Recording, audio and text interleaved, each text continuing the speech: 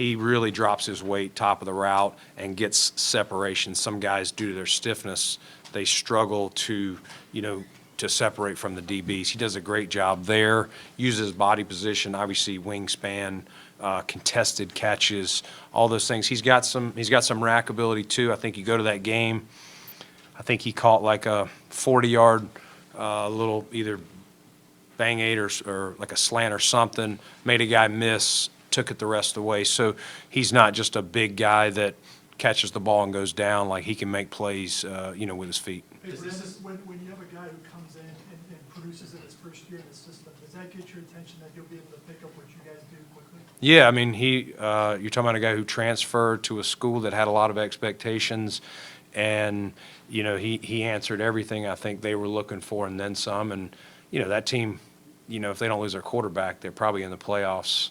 In the final four teams. They unfortunately lost him, and it cost them. But he made a lot of big plays.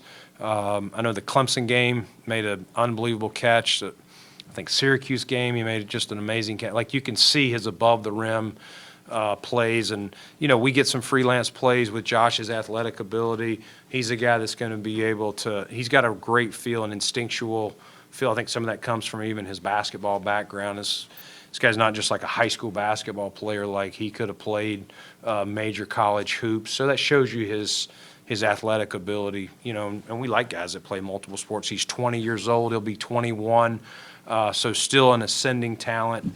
And, I would say he's a hungry dude. He's going to talk a little bit. You guys will enjoy him. Like, we probably got Derek Boyko's going to have his work cut out for him probably. But he's a confident kid. He's a dog, however you want to say it. He'll bring some attitude and energy to our room, but he loves ball. Like, he's all about ball.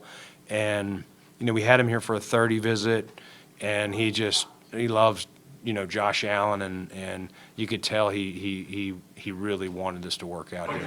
What do you think of the 4-6-1 time? And the second question is, how do you feel he handles press coverage? I'm going to start with the press. Really good release. Of the bigger guys, we thought his release was about as good as any. And I think that comes from the basketball. Some of the guys were a little stiffer and they struggled. Is he going to run away from people? Probably not. That's probably not his number one strength.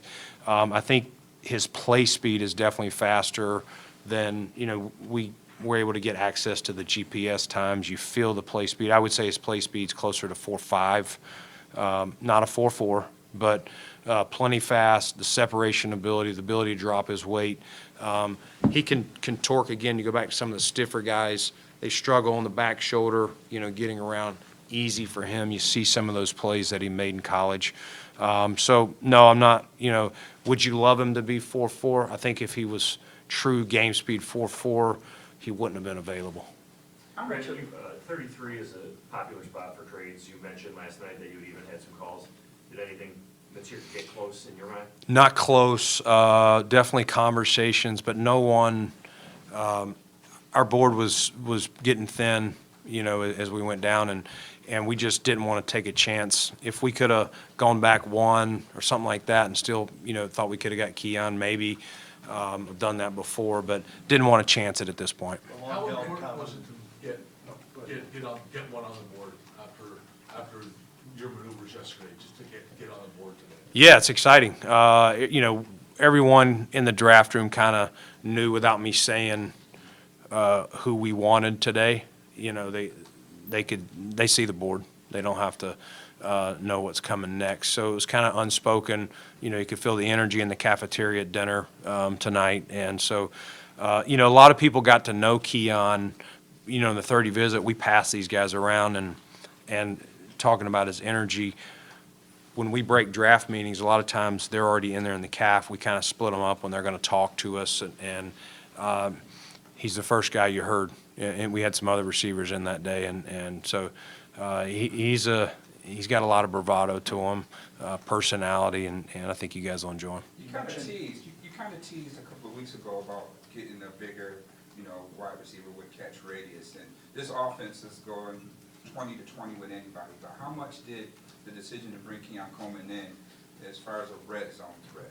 Yeah. Making that move. Yeah, I think this gives us another guy down there to, you never, when you get down there, you want to make sure you're getting, 6, 7 instead of kicking field goals. And so this gives us another guy that Josh can trust, even if he is covered, to throw him a ball, whether it's back shoulder, whether it's, a fade in the back of the end zone. If you look at his tape, you'll see all of those throws at some point. And, he makes his fair share.